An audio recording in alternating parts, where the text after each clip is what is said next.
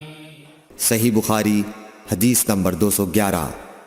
رسول اللہ صلی اللہ علیہ وسلم نے دودھ پیا، پھر کلی کی اور فرمایا اس میں چکنائی ہوتی ہے۔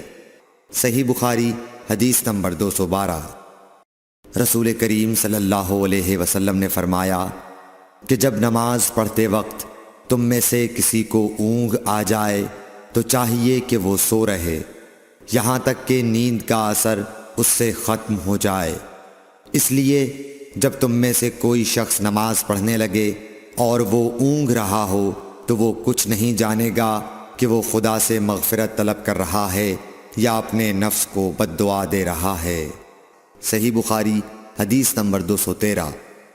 رسول اللہ صلی اللہ علیہ وسلم نے فرمایا کہ جب تم نماز میں اونگنے لگو تو سو جانا چاہیے، پھر اس وقت نماز پڑھے جب جان لے کہ وہ کیا پڑھ رہا ہے۔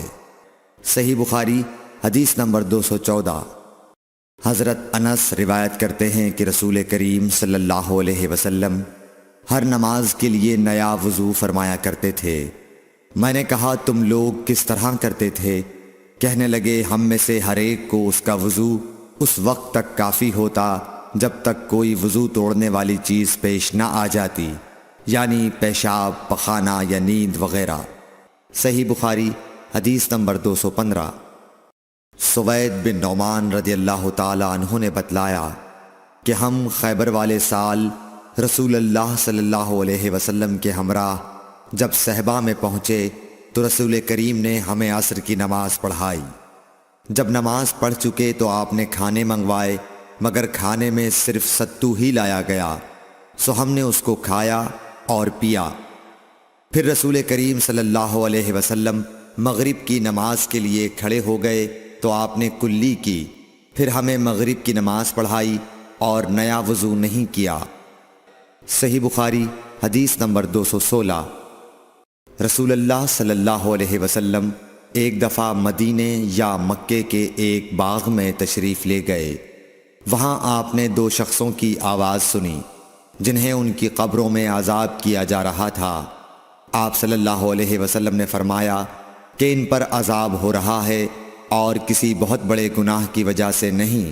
پھر آپ صلی اللہ علیہ وسلم نے فرمایا بات یہ ہے کہ ایک شخص ان میں سے پیشاب کے چھینٹوں سے بچنے کا اہتمام نہیں کرتا تھا اور دوسرا شخص چغل خوری کیا کرتا تھا۔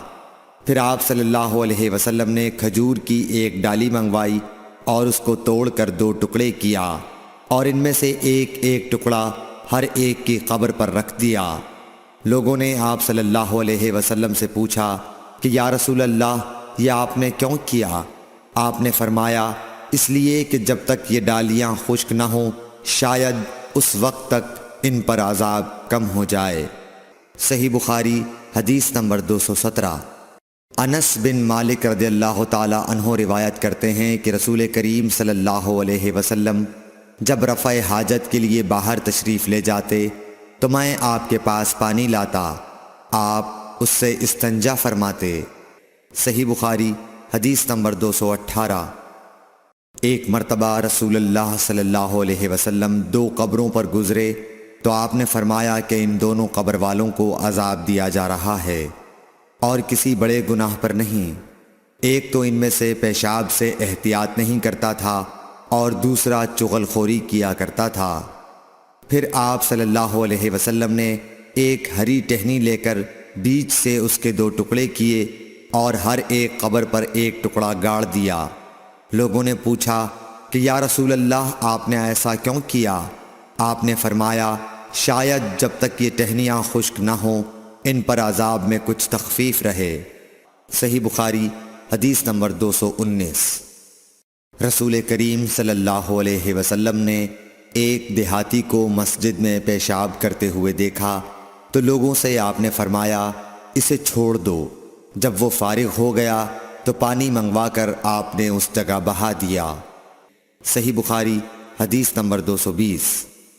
حضرت ابو ہریرہ رضی اللہ تعالی عنہ نے فرمایا کہ ایک اعرابی کھڑے ہو کر مسجد میں پیشاب کرنے لگا تو لوگ اس پر جھپٹنے لگے۔